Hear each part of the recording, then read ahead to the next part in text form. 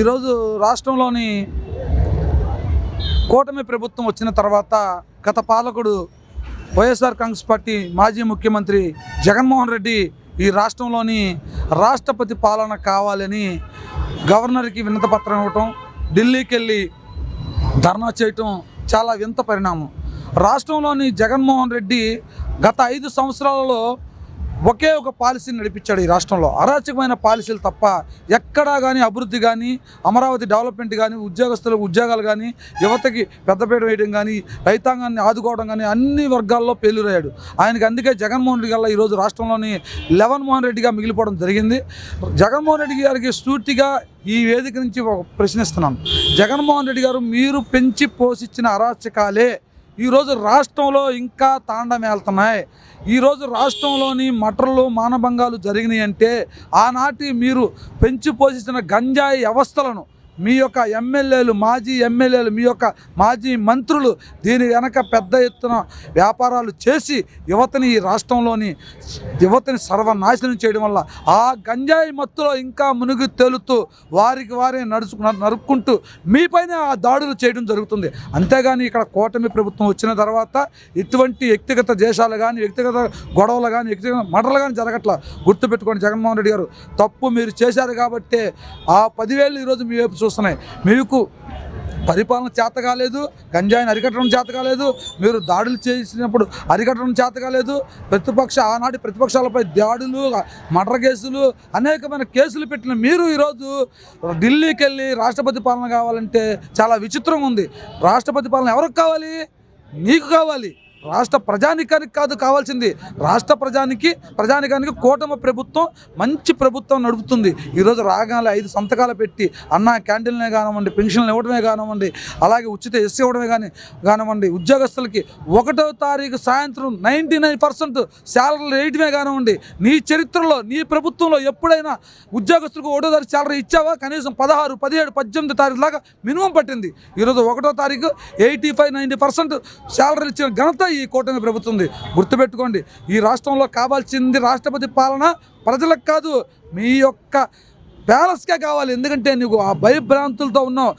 మన నారా లోకేష్ గారు రెడ్ బుక్లో ఏముంది, ఏం జరుగుతుంది, నా మీద ఎప్పుడు దాడి జరిగిద్ది అని భయంతో నువ్వు రాష్ట్రపతి పాలన, పోలీసు యంత్రాంగంలో పోలీసు ఎస్కార్ట్తో ఉండాలనుకుంటున్నావు. గతంలో నువ్వు ప్రతిపక్షంలో ఉన్నప్పుడు ఈ రాష్ట్రంలో నీ మీద దాడి జరిగితే కోడికత్తి డ్రామాలో ఆ రోజు ఆంధ్రప్రదేశ్ పోలీసు అవసరం లేదు, మళ్ళీ ఇప్పుడు పోలీసు వ్యవస్థ కావాలన్నావు. ఎలా అడుగుతున్నావు అంటే నువ్వు పూర్తిగా నువ్వు చేసిన అరాచకాలు, నువ్వు చేసిన దౌర్జన్యాలు, నువ్వు చేసిన పెంచిపోసే అవినీతి పెద్ద ఎత్తున పడగలెత్తింది.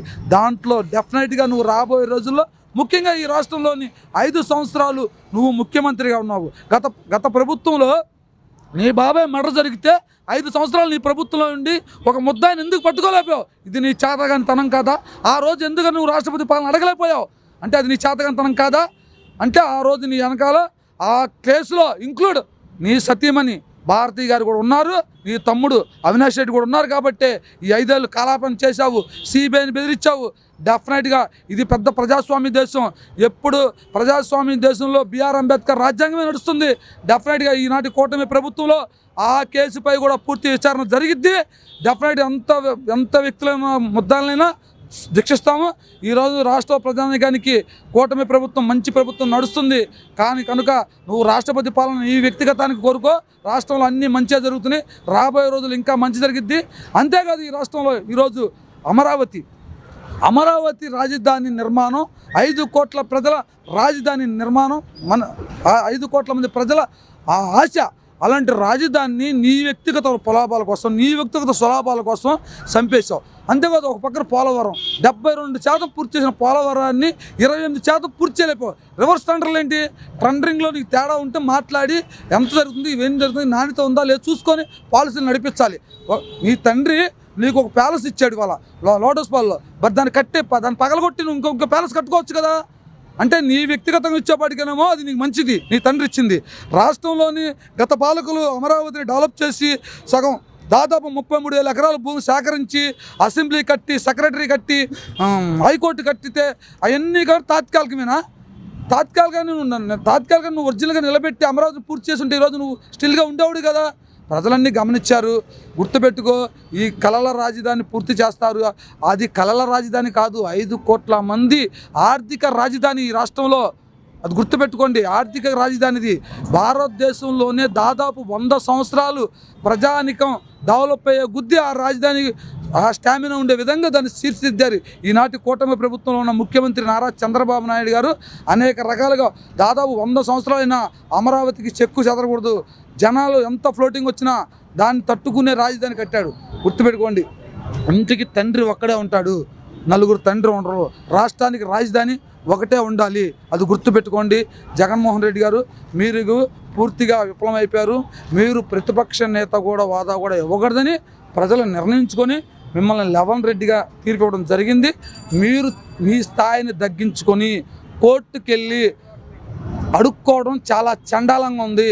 దానికన్నా రాజకీయాలు మానేసి మీరు ఇంట్లో కూర్చుంటే, మీరు ఎలాగో తాడేపల్లి ప్యాలెస్లో కూర్చోలేరు. ఎందుకంటే తాడేపల్లి ప్యాలెస్ ఎందుకు కూర్చోండి, ఈనాటి కూటమి ప్రభుత్వం చేసే పని విధానం, పరిగెత్తే అమరావతి అభివృద్ధి జరిగే విధానాన్ని మీరు తట్టుకోలేకపోతున్నారు. కనుక మీరు బెంగళూరులో ప్యాలెస్ కట్టున్నారు, ఆ ప్యాలెస్లో కూర్చొని పర్మనెంట్గా సెటిల్ అయిపోండి. మీరు ఆ రాష్ట్రం కోసం ఎక్కడ మీరు బెంగపడవసలే.